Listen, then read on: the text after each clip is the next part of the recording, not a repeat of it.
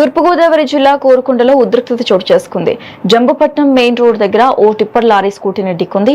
ఈ ఘటనలో నర్సాపురంకు చెందిన రాజు అనే యువకుడు మృతి చెందాడు. లారీ అతివేగమే కారణంగా తెలుస్తోంది.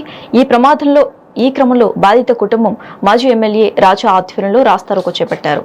రాత్రి వేళల్లో అక్రమంగా చెరువుల తవ్వకాలు చేపట్టడమే కారణమని ఆరోపించారు. ఎన్నిసార్లు ఫిర్యాదు చేసినా అధికారులు పట్టించుకోవడం లేదని వాపోయారు.